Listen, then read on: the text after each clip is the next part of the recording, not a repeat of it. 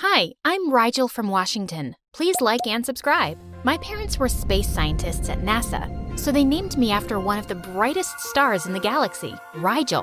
Now, problems started when they expected me to be a star performer at school, too. But there was only one thing that got me starry-eyed, watching anime. But my parents kept pushing me towards space science. Rigel, we got you the latest spaceship Lego set. Come on, let's put it together. I haven't pooped for 3 days, so the gas inside me might explode. I gotta go. Rigel, it's such a clear night. Let me show you some constellations. Some other time, Mom. I have to go walk our goldfish. I darted out of the house faster than a bullet train. When I was in grade 6, my parents had to move to New Jersey for a year for some project. On my first day there, I was in the garden when I saw a girl my age next door. She had long blonde hair and blue eyes, and she was dancing like a ballerina princess on her porch. When the music stopped, I clapped for her. That was beautiful. Thanks. You must be the new neighbor Mom was talking about. Are your parents astronauts? Have they been to the moon? I told her what my parents did, and her eyes widened. So their job is to look at the stars? Do you know how many of them are up there? Of course. There are 20,000 gazillion million stars. Wow, you sound like a genius. Mom says when God forgets to give someone beauty, he makes up for it by giving them brains. Okay, that was kind of insulting. The girl introduced herself as Bianca, and she told me her mom was a model and her dream was to become the best ballerina in the world. We even went to the same school, and I found out Bianca was super popular. She had her own YouTube channel with amazing dance videos and thousands of subscribers. We grew close, and most days after school, she'd hang out at my house, mainly because of Mom's cupcakes. My mom doesn't let me eat sweets. She says I won't be able to dance if I put on weight. No need to listen to your mom, honey. Scientific studies suggest that makeup gets absorbed through the skin and shrinks brain cells. Imagine how tiny your mom's brain must be. Put that cupcake down, Bianca, and tell me something. Did you become a space person because you're ugly and no boy on Earth wanted you? What? I have a husband. And where did you meet him? At work? Exactly. But we don't work in space. Then why do you keep telling people you're a space worker? Liar. Come, Bianca, let's go. Clearly, our moms couldn't stand each other, but that didn't stop Bianca and me from being friends. Once in class, our math teacher, Mrs. Watson, was giving a really boring lecture, so I started sketching her. Suddenly, Bianca grabbed my notebook, scribbled something, and handed it back. She'd made Mrs. Watson's butt bigger and labeled the picture Mrs. Buttson. I giggled loudly, and just then, Mrs. Watson walked up and snatched my notebook. Who made this? I did? No, I did. We were both sent to the principal's office, and our moms were called in, and they went crazy. My daughter would never do such a thing. She's an angel. Then why don't you take her to space with you next time? And don't bother coming back. I'm a space scientist, not an astronaut, but a bimbo like you wouldn't understand. Bimbo? As if counting the stars is really a smart job. And at least I'm gorgeous. Your looks could make onions cry. Suddenly, Mom lunged at Bianca's mom and pulled her hair, and her wig came off. She pounced on Mom's face and broke her glasses. The principal had to call 4 teachers to pull them apart. That evening, I was on my way to the market when I heard loud noises coming from Bianca's house. Stop hanging out with that girl. She's a good-for-nothing loser just trying to get you in trouble. No, Mom. Rigel's my best friend. Bianca, you're too innocent. If she was the one who made the sketch, why did she let you take the blame too? Bianca fell silent, and I quietly walked away. Why didn't Bianca say she'd drawn something too? I tried to avoid Bianca after that day, but it was hard since she kept following me around like a lost puppy. One day, she was at my place when she saw my bicycle and said no one had ever taught her how to ride one. Well, I can teach you if you want. Woohoo! This is so much fun! Suddenly, Bianca's mom came out running and started shouting, "Get off that thing right now. You'll hurt yourself before your big ballet performance next week. And you, stop teaching my daughter stupid things. Riding a bicycle isn't stupid, but you wouldn't understand because when God gives you beauty, he forgets to give you brains." Did you just call me stupid? No, I called you beautiful. Bianca's mom refused to let her go out after that until the day of her ballet performance. But one night, I got a text from Bianca saying she was super bored so I asked her to sneak out of the window where I was waiting for her with my bike. We both had so much fun taking turns riding it. When it was Bianca's turn, suddenly a car whizzed past her. She lost her balance and went crashing into a lamppost. My parents rushed her to the hospital where the doctor told us she'd broken a bone in her left foot and would probably never be able to dance again. I'm so sorry, Bianca. Get lost, you witch. I won't ever be able to live my dream because of you. Mom was right. You're just a good-for-nothing loser who can't stand anyone who's prettier and more popular than her. I was shocked at her words. How could she mean that? She made it sound as if the accident was my fault. Honey, she's really upset right now. But don't worry, she'll come around. Only Bianca never did. She blamed me for what happened and turned into this mean bully who didn't miss a chance to put me down. Thankfully, I didn't have to deal with it for long since we moved back to Washington soon after. By the time I was in high school, my parents had given up all hopes of me becoming a NASA scientist, but I was still obsessed with anime. So when our teacher announced career day in class, I decided to dress up as my favorite anime character. As I entered the classroom in costume, I saw all the boys gushing over a new girl. She had blonde hair and really blue eyes. OMG, it was Bianca. I quickly tried to hide my face behind my bag, but Bianca spotted me. Hey, Rigel. Long time no see. Ew, what are you dressed as? A homeless beggar girl? I'm dressed as my favorite anime character, 𝗕𝗔𝗦𝗧𝗓𝗏. So you're still making those weird drawings, huh? As they say, once a loser, always a loser. Bianca became super popular thanks to her stunning looks.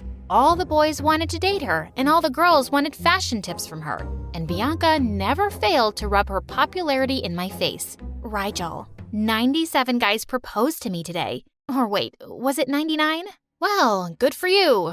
I bet no one's ever asked you out.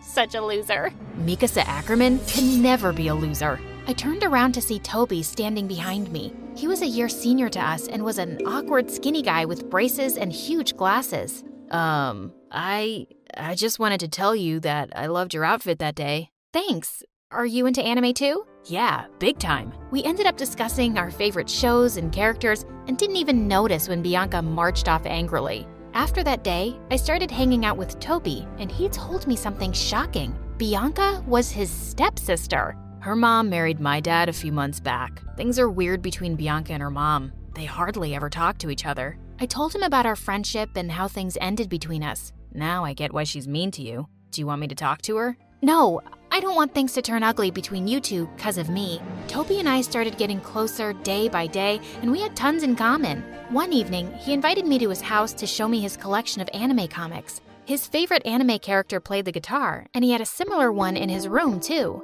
When I asked him if he knew how to play, Toby shyly took the guitar and started playing, and he was phenomenal. Wow, Toby! You could easily play in our school band. You're so good! The next day, I insisted Toby meet our school band teacher, and he agreed to give him a chance after hearing him play. After that day, Toby joined the school band. I even gave him a little makeover, and his popularity in school shot through the roof. But he just wanted to hang out with me, and this really pissed off Bianca. My brother doesn't know what a two-faced person you are. Stay away from him. He deserves someone better. Why do you have to be so mean, Bianca? What happened all those years ago wasn't my fault. Really? You have to have some nerve to say that. If you hadn't made me sneak out of my room that day, I'd still be dancing. How was I to know you'd get into an accident? We were just kids, Bianca. Let it go. Easier said than done. She pushed me aside angrily and marched off. Gosh, this girl was something else. A few weeks later, Toby and I were chilling at my house when he saw some of my anime drawings on the table. Oh, it's nothing. Just a hobby right now. I tried hiding my drawings, but when Toby insisted, I showed him the anime series I'd been sketching. Wow, these need to be published. You have no idea how amazing you are, Rigel. Can I show these to my dad? Toby told me his dad's friend owned a big publishing house and he could actually get my series published. I was super excited by the idea, so I put my sketches in a folder and gave them to him. The next day, I reached school early and waited anxiously for Toby when a girl from my class told me he was waiting for me in the auditorium. But when I got there, it was completely empty. I was about to leave when the stage lit up and Bianca walked onto it. And she was holding the folder Toby took with him. Surprise, surprise. So what were you saying that day about letting things go? Well, today I'm gonna do something, and you're gonna have to let it go. Okay, Rigel? Just then, Bianca pulled a lighter from her pocket and set my folder on fire. I watched in horror as years of my hard work got burned to ashes. But just then, I noticed a spark from it land on her dress, and in a fraction of a second, it caught fire. Before Bianca had a chance to react, I ran on stage, peeled off the thick carpet, and wrapped it around her. Thankfully, that was enough to put out the fire. Are you hurt? No, I'm okay, I think. Bianca, what did you just do? Are you insane? Toby told me he'd been looking everywhere for the folder this morning, and a maid told him she'd seen Bianca take it from his room last night. Yes, I stole the folder because I wanted to show Rigel how painful it is when something you've worked so hard for is snatched away from you. Bianca, I'm so sorry for what happened to you, but it was an accident. Yeah, but it ruined my chances of becoming a ballet dancer. It's everything Mom ever wanted. After I stopped dancing, Mom basically lost interest in me. And then she got remarried and got busy with her life. I felt so lonely. I was always there for you, Bianca, but you never warmed up to me. Because every time I saw Mom being nice to you, I felt jealous. And then you started hanging out with Rigel, and that just made me angrier. Life always gives us a choice, Bianca. We can choose love or we can choose hate. You chose hate today, but I choose love. I forgive you for burning my drawings. With that, I walked out of the auditorium. A few weeks later, it was my birthday, and I'd thrown a small party for my friends. I was in my room getting ready when I heard Mom talking to someone. It was Bianca. Rigel, you never told me Bianca had moved to Washington too. It just slipped my mind. Just like it slipped your mind to invite me to your birthday party? Well, I'm here anyway. Happy birthday, Rigel. I don't want anything from you. Just open it. My jaw dropped when I saw it was a book of my anime series. But you'd burned all my drawings. I tried, but I couldn't. I just burned the empty folder that day, Rigel. When that accident happened, Mom kept blaming you for it, and I started believing her. And when I saw you after all these years, the hurt came back. I'm sorry for what you went through, Bianca. Believe me, if I could turn back time, I'd be on that bike instead of you. I know. When I saw you being so nice to Toby and encouraging him to play in the band, I realized maybe I was wrong all along. I know you think of me as this evil person, but I'm not as bad as you think. No, you're not. I hugged Bianca, and she hugged me right back, and it felt great. Okay, now I'm feeling a little jealous. Bianca and I laughed as we pulled Toby into a hug too. My anime series soon became a huge hit.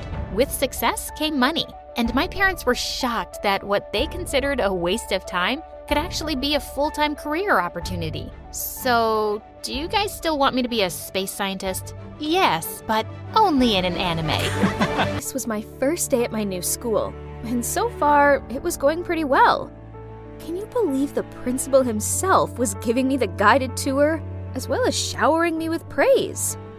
Amber, with your impressive grades and outstanding academic achievements, you'll fit in nicely here. This is Leo, my son. He's another excellent student here, and he's going to show you around. Leo looked at me from head to toe, then smiled and winked at me. Huh? Was he checking me out? And here's the library. Maybe we could study here together sometime. Sorry, but I prefer to study alone. Right at that moment, a guy walked past us to the librarian's desk. Oh my God! He totally had this whole cool bad boy look going on. I zoomed in to see what book he was holding. The Orion Mystery? Wow, nice taste. I've been really into ancient stuff these days too. Leo must have noticed me staring at that guy, as he snidely said, I'd steer clear of the likes of him if I was you. His grades are pathetic, and he's probably only in here so he can take a nap. He's below your league, while I'm far more suitable. Thanks for showing me around, but seeing your smug and scornful attitude towards others proves otherwise. Then I left, leaving a stunned-looking Leo behind. I found my class easily enough, even without Leo's help. And my desk, yeah, there was no missing that. I mean, the huge bouquet with my name on it, and a welcome hamper full of candy was a dead giveaway. And apparently, it was from the principal. Whoa. I knew he was glad I was here, but wasn't this a bit too much? Anyway, I shared all the flowers and candies with my classmates to get to know them better. So far, so good. And these two sweet girls, Jane and Ellie, walked to the canteen with me and showed me how to get the lunch tray using my student QR code. But then they pointed over to a group of students sitting next to the window and told me to go sit with them. Huh? Why can't I sit with you? You're not one of us. Then they went and joined another group. What did they mean by that? I looked around and noticed there were two menus, a delicious-looking one on the red board and a bland one on a blue board. It seemed the boards correlated to the trays, as more kids than not had the blue trays with the dull foods. I took my red tray full of tasty food and walked over to the window, where all the kids were sitting with red trays, including Leo. There's something really strange about this school. I was pretty awkward and didn't know what to do when I saw the Orion mystery boy walking in with a blue tray. So, without thinking, I approached him. I saw you this morning in the library. You were checking out my favorite book. So, should I return the book or what? No, I just want to make friends. Stop hanging out with this loser. A straight A student like you should sit with us. We're different. See? This was so stupid. So I told Leo I didn't need colored trays to tell me who I could and couldn't talk to, and that I was fully capable of making my own mind up. Leo and his friends looked furious, while the Orion mystery boy just grinned.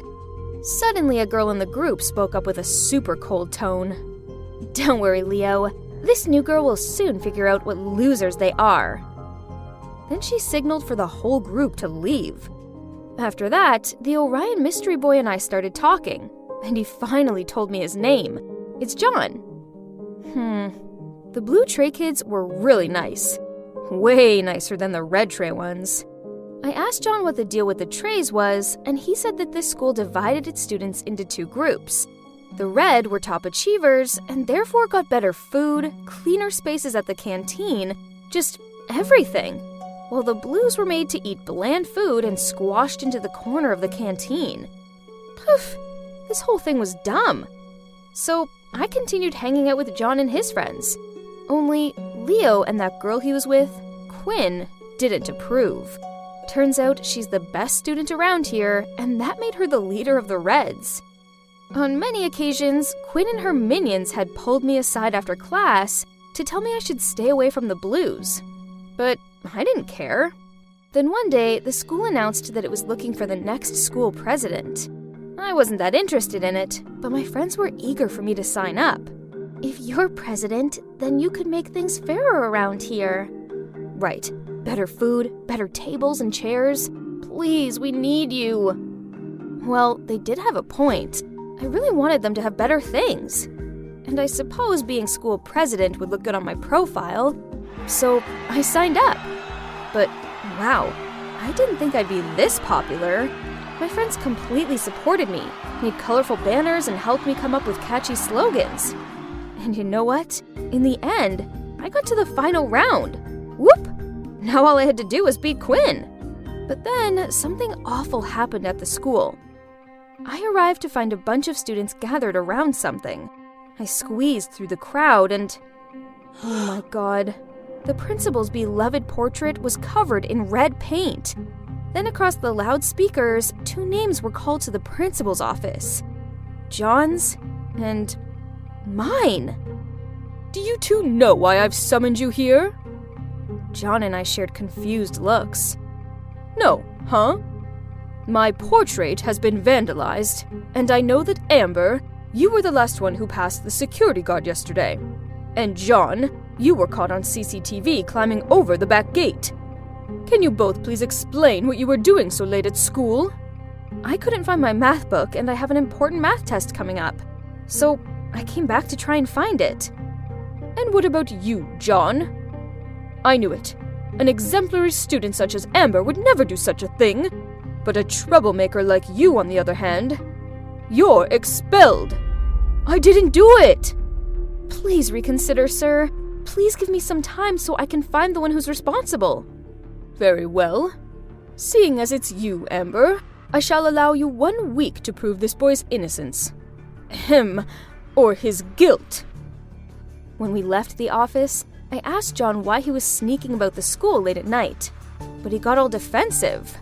I had a thing, and it's none of your business. If you want to believe it was me, then do. Didn't you see what I just did? I defended you. Can't you just tell me? I had a thing, okay? My thing that you don't need to know. Then he left. I stood there feeling confused when Quinn, Leo, and their group walked towards me.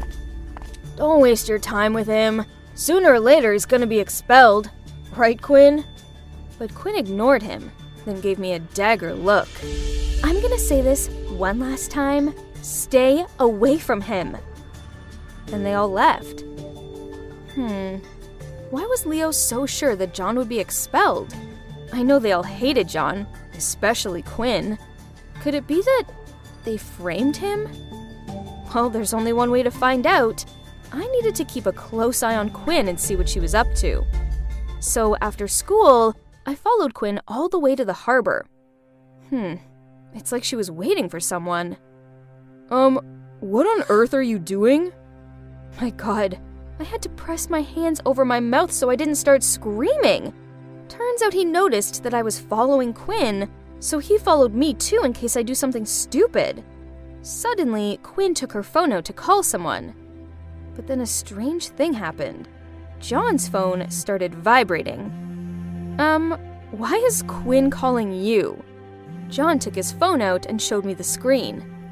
It's just my mom. And when I turned around to see what Quinn was doing, she'd gone. Ugh, I lost her. I've been following Quinn for a whole week, but it's led to nothing.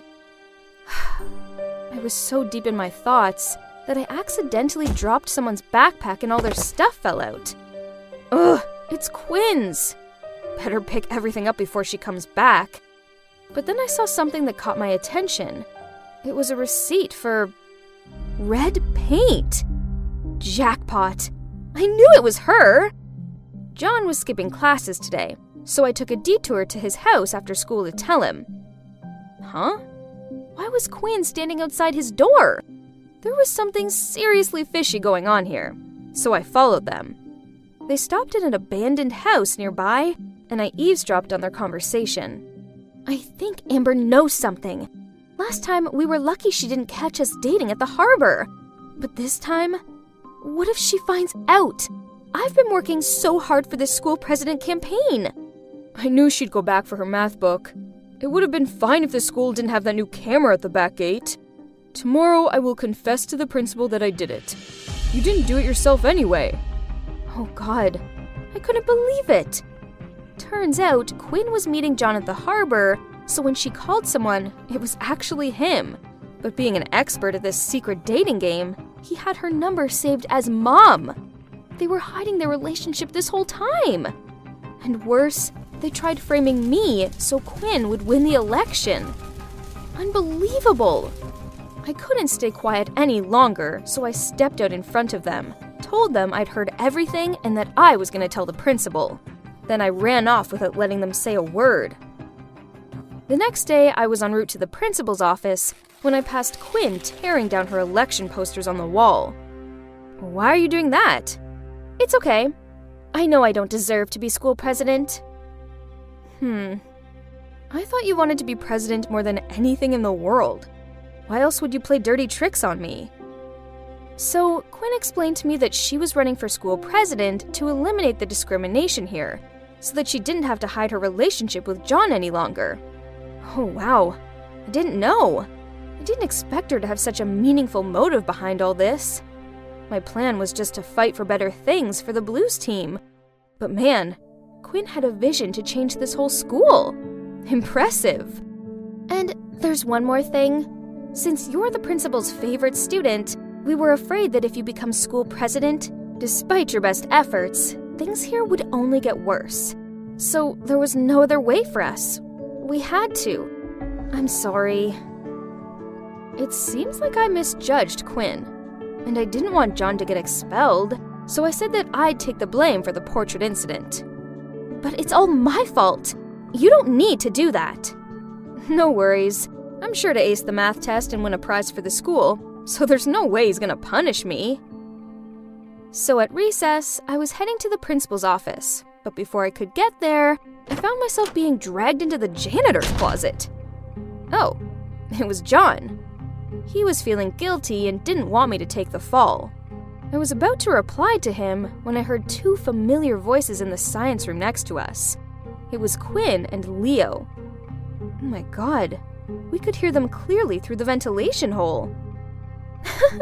I can't believe it worked. Amber is such a fool. There's no way she'll be allowed to run for president and victory will be mine. So, are you really gonna remove the division between the two groups just to freely date your stupid boyfriend in public? Are you fooled by that too? Of course I won't. No way. That was only to trick Amber and John. What I'm gonna do is make sure all troublemakers are gonna be kicked out of school. What? I got played? Again? Ugh! I turned to John and, oh man, he looked disappointed. Don't worry, I know a way to get back at them. On election day, Quinn gave her speech, and unsurprisingly, she went on about how the red group brings more to the school and therefore deserves their privileges. She really believes she could make a fool out of this Amber, huh? When I stepped out on the stage, her jaw dropped. Yeah, Quinn, I didn't confess to the principal. Giving speeches in front of a crowd wasn't something new to me, so I was super confident. I'm sure you're all aware of how this school operates. We're divided into two groups and get treated very differently. What I see here is discrimination and prejudice, when in reality, this should be a safe place for all students to strive and reach their full potential. So, I'm standing here today to tell you that if you choose me to be your next school president, I will break the barrier. Let's say goodbye to red and blue trays, and hello to fairness and equality. After my speech ended, the crowd went wild. Wow! And surprisingly, some of the red group were cheering me too. You're probably wondering why I didn't expose Quinn in front of the whole school, right? As I see it, she'd had a massive reality check, so I think that was enough. I also spotted the principal quietly sneaking off with his head down, in the midst of cheers the whole school gave me. Could you guess who won? Yeah, me of course. John came on stage and handed me flowers in front of a furious-looking Quinn. I walked towards her and whispered, "Let's see how you're gonna get rid of the troublemakers now." She just sneered at me, then stormed off the stage. Later, we heard that Quinn confessed all to the principal. Then she transferred to another school. What about me? Well, after I became school president, I stuck to my promise and began making some serious changes to the unfairness of the school. And John, did we become a couple, you ask? Oh no, we're just close friends.